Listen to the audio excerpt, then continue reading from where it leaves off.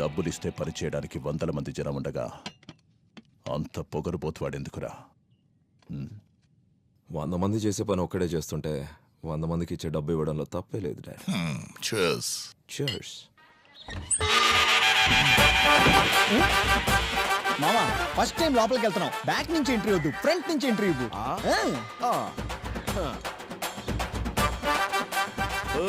ఎవరయ్యా ఇక్కడ? కాబోయే అల్లుడు మొదటిసారి ఇంటికి వస్తే ఎవరు వెల్కమ్ చెప్పట్లేదే.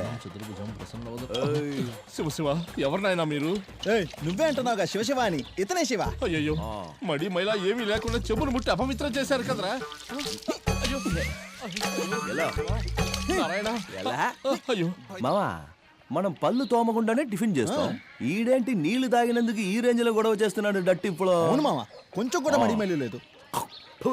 అచ్చరే, ఇక్కడ పెద్ద అయిన పరందామయ్య శాస్త్రి గారి ఇల్లు ఎక్కడుంది? ఎవరు బాబు? నమస్తే. ఇంటి లోపల కూడా వచ్చేసారు. హాయ్ మామా. నా కాళ్ళ మీద నేనెందుకు పడాలి? ఏంటి బాబు ఇది? ఎందుకు కాళ్ళ మీద పడుతున్నారు? మళ్ళీ మా అమ్మాయి మిమ్మల్ని ఏమైనా ఇబ్బంది పెట్టిందా? అవును సార్, నా హార్ట్ దొంగిలించింది మీ అమ్మాయి. శివ ఏం మాట్లాడుతున్నావయ్యా? ఏంటి స్వామి శివ అంటారు, శివుడే వచ్చి అల్లుడు అవుతానంటే వద్దంటారు. What's your problem? అల్లుడా? అర్థం కాలేదు. అల్లుడంటే కూతురు భర్త. నువ్వెందుకు ఇక్కడికి వచ్చావు? మీరు ఉండండి నాన్న. నిన్నెవడు రమ్మన్నాడ్రా? డార్లింగ్, ఏమి ఇంటికి నేను రాకూడదా? మర్చిపోయావా డార్లింగ్? పెళ్లి పందిర్లో లవ్ ఛాలెంజ్. ఏంటమ్మా ఇదంతా? సాగు నాన్న. ఓహో, అబ్బా అమ్మ ఉన్నారని సిగ్గుపడుతున్నావా? ఏంటమ్మా ఇదంతా? సరే, ఇంకెక్కడైనా మాట్లాడుకుందామా? లొకేషన్ ఎక్కడో చెప్పు. కాస్త ఊడ్చి క్లీన్ చేసి నీట్ గా ఉంచుతాడు మానవుడు. ఏంటమ్మా ఇదంతా అనాలి కదా మీరు. ఏంటమ్మా ఇదంతా? నువ్వు ఆగినానా అని చెప్పాలి. లో ఉన్నాడు అక్కుంబక్కుంలాగా. తన అత్త కొడుకుని. వాళ్ళ అత్త అంటే మా అమ్మకి నేను ఒక్కడనే కొడుకుని. నువ్వెవ్వడ్రా? చిన్న వయసులోనే తన నన్నే పెళ్లి చేసుకోవాలని పెద్దలందరూ కలిసి ఫిక్స్ చేసి పెట్టారు. చిన్నప్పుడు మ్యాటర్నే నువ్వు ఇంత సీరియస్ గా తీసుకున్నావంటే నువ్వు ఇంకా ఎంత ఎదగాలో అర్థం అవుతుంది. ఎల్లమ్మా ఎల్లు, కొట్టుకెళ్ళి పీచి మిఠాయి కొనుక్కో. మావా, ఈ పిల్లోడికి 10 రూపాయలు ఇచ్చి పంపించు. హలో, పైన జుట్టు మాత్రమే కట్టయిందంతే, నరం కాదు. టీచర్ చేతి మీద కొడుతుంది, తల్లి చెంప మీద కొడుతుంది, తండ్రి విప్ మీద కొడతాడు. కానీ శాస్త్రి ఏకంగా గుడ్డల మీద కొడతాడు. మావా, నువ్వు జమానాలో కొట్టిన డైలాగు ఈడు ఇప్పుడు కొడతాడు. నువ్వు ఇంకా అప్డేట్ అవ్వలేదురా బాబీ. ఈ ఓల్డ్ డకోటా వర్షన్ నీకు అవసరమా? అవసరం అంటారులే. దయచేసి వెళ్ళిపో ప్లీజ్. చెయ్యి పట్టుకోవాలని వస్తే చెయ్యెత్తి మొక్కుతావేంటి? సరే, నేను ఇంకా ఎక్కువసేపు ఉంటే మీ ఫ్యామిలీ పాపం తప్పుగా అనుకుంటారు. వెళ్ళొస్తాను. ఇప్పుడు వరకు మాత్రం నేను దేవుడు అనుకుంటున్నారా? ఎవడేమనుకుంటే మనకేంట్రా? నా బంగారం ఏమనుకోకూడదు. బాయ్ కన్నా, బాయ్ బంగారం. బాయ్ చెప్పించాలి రారా. సార్, ఆ స్థలానికి సంబంధించి అన్ని పనులు కంప్లీట్ అయ్యాయి సార్. కానీ ఒకే ఒక ఆఫీసర్ మాత్రం సైన్ చేయనంటున్నాడు సార్. ఎవడాడు? సార్, అది డాక్యుమెంట్స్ అన్ని కరెక్ట్ గానే ఉన్నాయిగా. సైన్ చేయడానికి ఎందుకు లేట్ చేస్తున్నారు? సార్, మీ డాక్యుమెంట్స్ సరిగ్గా లేకపోవడంతో సైన్ చేయడానికి డిలే అవుతోంది సార్. అంటే నా దగ్గర ఉన్న డాక్యుమెంట్స్ అన్ని ఫేకా, లేక సైన్ చేసిన ఆఫీసర్స్ కి బుద్ధి లేదా? సార్, నేను అలా అనట్లేదు సార్. గవర్నమెంట్ వర్క్ ప్రొసీజర్ ప్రకారమే వెళ్ళాలని చెప్తున్నాను. ఏంటండి ప్రభుత్వం అంటారు? 5 ఏళ్లకోసారి వస్తుంది పోతుంది. మీరు గవర్నమెంట్ సర్వెంట్. మీరు బాగుండాలి అంటే మాలాంటి బిజినెస్ మెన్లు బాగుండాలి. ఆఫ్టర్ ఆల్ ఒక సైన్ చేసేయండి. క్షమించాలి సార్. ఒక ఆఫీసర్ సైన్ 5 ఏళ్లకొకసారి మారే ప్రభుత్వానికంటే కూడా ఎంతో ముఖ్యమైంది. ఎందుకంటే ప్రభుత్వం మారినా ఆ సైన్ వాల్యూ మాత్రం మారదు. సార్, నాకు చాలా పనులున్నాయి. మీరు ఇక బయలుదేరొచ్చు. Well said. మళ్ళీ కలుద్దాం. చెప్పు దోస్త్, ఏం చేయమంటావు? ఓ పెద్ద ప్రాజెక్ట్కి ట్రై చేస్తున్నాను శివ. దానికి ఒకటి సైన్ కావాలి. వాడు డబ్బుకు లొంగట్లేదు. ఎదిరించైనా సరే, ఏమార్చైనా సరే నేను సైన్ చేయిస్తాను. ఎవరు దోస్త్? ఎవరా ఆఫీసర్? రామకృష్ణ. బిల్లు క్లియర్ చేసి బాడీని తీసుకెళ్ళండి. రమేష్ చూడండి సార్ నా కూతురు.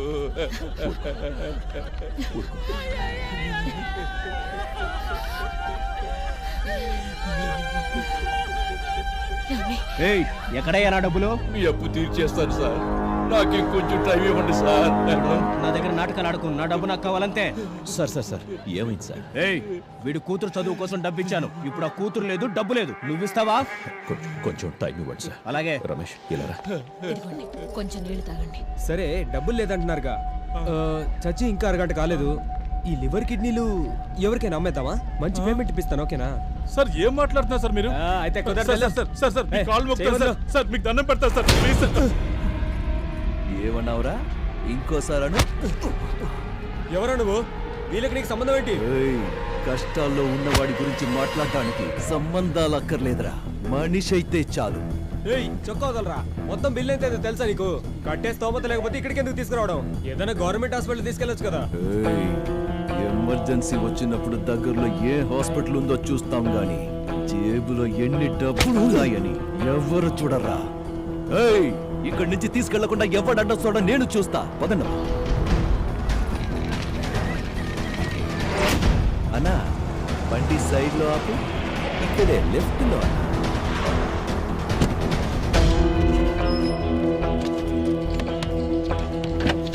ఏంటి మామ ఇక్కడ తీసుకొచ్చావు? బాడీ దించండి. ఏం చేస్తాను? ఏయ్, దించండి.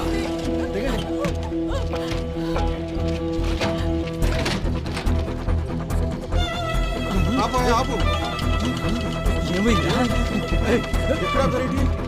ఎక్కడ కాపారు? శివ, ఏం జరిగిందయ్యా? శివ, అడిగేది నిన్నేనయ్యా, చెప్పయ్యా. శివ, శివ, ఏంటో ఇది? ఒక్క నిమిషం. దొంగేడు పేడుస్తున్న బంధువులారా, శవాన్ని తీసుకెళ్లే ముందు ఈ శివ టర్మ్స్ అండ్ కండిషన్స్ వినండి. ఇక్కడ చనిపోయిందే ఈమె బాబా పెద్ద మనిషి. తను బతుకున్నప్పుడు ఈమె కోసం ఇంకో పెద్ద మనిషి దగ్గర అప్పు చేశాడు. ఆ అప్పు తీరక ముందే ఈమె చచ్చిపోయింది. సో ఆ అప్పు క్లియర్ చేసి బాడీని తీసుకెళ్ళి. ఏమయ్యా, అక్కడ హాస్పిటల్లో నువ్వే సాయం చేసి ఇక్కడ ఎలా మాట్లాడుతున్నావు? నీకు ఇది న్యాయమేనా? మరి హాస్పిటల్ వాళ్ళే బాడీ నుంచుకుంటే నేను ఎలా డబ్బులు వసూలు చేసుకోగలను? కాదు, బతుకున్నోడికి సాయం చేస్తేనే గుర్తుంచుకోని ఈ కాలంలో చచ్చినోళ్ళకి సాయం చేయడానికి నాకేమైనా వెర్రనుకున్నావా స్వామి? చూడయ్యా, అలాంటిది ఏమైనా ఉంటే ఆ తర్వాత కూర్చుని మాట్లాడుకుందాం. ఇప్పుడు జరగాల్సిన కార్యక్రమాన్ని జరగని. చేసినప్పు తీరుస్తానని ముందు మాటివ్వు, ఆ తర్వాత కూర్చుని మాట్లాడుకుందాం. నేను అప్పు తెచ్చాలా? అయినా నేనెలా తెచ్చగలను బాబు? ఏ మీ వల్ల కాదా? ఉపదేశం ఇచ్చినంత సులువు కాదు ఉపకారం చేయడం అంటే. డబ్బులు ఇవ్వండి, శవం ఎత్తండి. ఎలా బాబు, ఆ అమ్మాయి చచ్చి వాళ్ళ నాన్న సగం చచ్చిపోయాడు. నీకు దండం పెడతాను, కాదు జాలు చూపించవయ్యా. ఓసారి దగ్గర్రా. ఇంతకి నువ్వెవర్రా? నేను ఆ అమ్మాయికి బాబాయ్ని. ఇప్పుడొచ్చి ముసలి కన్నీళ్లు కార్చే కంటే తను బతికున్నప్పుడే మీ బంధువులంతా వచ్చి కాస్త జాలి చూపించుంటే వాళ్ళ బాబా అప్పు చేసి ఉండేవాడా? కష్టమని ఇంటి గుమ్మ తొక్కినప్పుడు మొహం మీద తలుపులేయడం, చచ్చాక ఇంటికొచ్చి దండలేయడం, ఇదేనా మీ బంధువులు చేసే ఘనకార్యం? నీకు పుణ్యం ఉంటుంది, ఆ అమ్మాయిని వదిలేవయ్యా.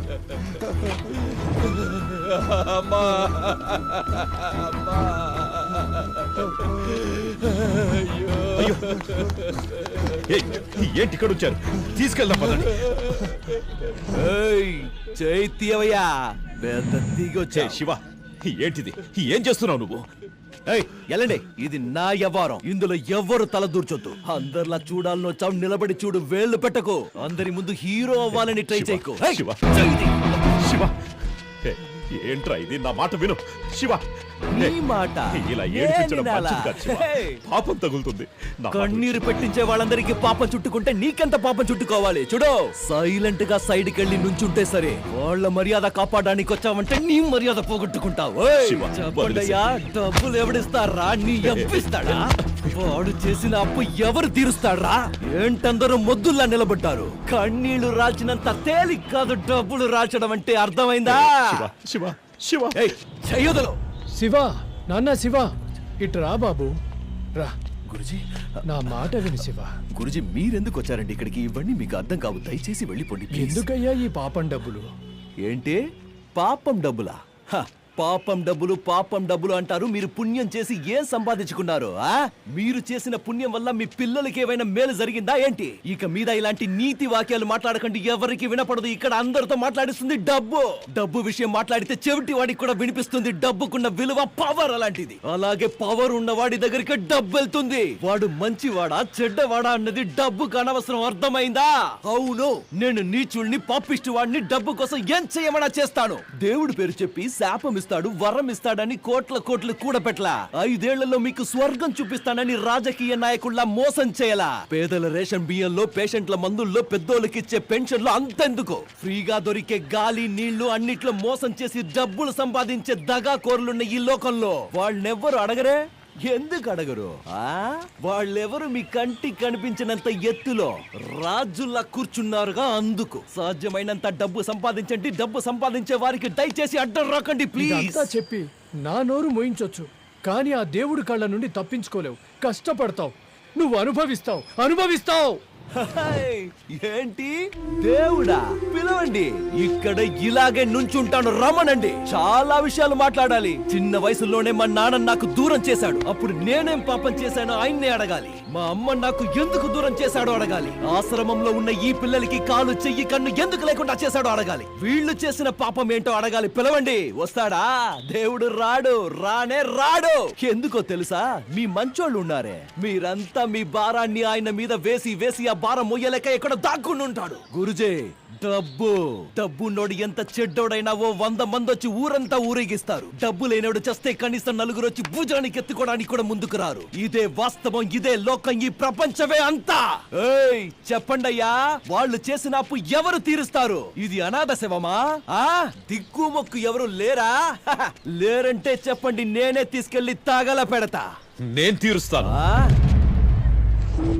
ఆ అప్పు నేను తీరుస్తాను. శభాష్ పెద్ద మనిషి. ఉత్సాహంలో ఏదేదో కమిట్ అయిపోకండి. వాళ్ళు చేసిన అప్పెంతో మీకు తెలుసా? అది ఎంతైనా ఉండని నేను తీరుస్తాను.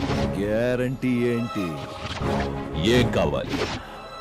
ఒక్క సంతకం చాలు.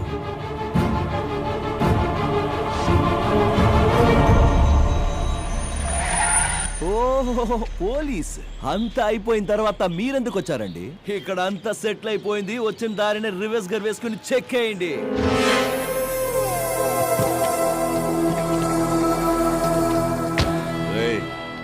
నిన్ను తీసుకెళ్ళటానికే వచ్చానురా. పదరా స్టేషన్ కి. ఏంటి మిస్టర్ ఆదిత్య, నా గురించి మీకు తెలీదా? ఏంటయ్యా మాదేవ్, ఏంటంట? నువ్వు ఎవరో ఏంటో నాకు బాగా తెలుసు, కానీ నేనెవరో కూడా నీకు తెలియాలిగా. దానికి ఇప్పుడు టైం వచ్చింది. నీ మీద కంప్లైంట్ ఇచ్చారా? కంప్లైంటా? నా మీద? నేను బయటికి వస్తే నన్ను చూసి లోపలికి పారిపోయే జనం నన్ను లోపలేయడానికి నా మీదే కంప్లైంట్ ఇచ్చారా? ఎవరబ్బా వాడు?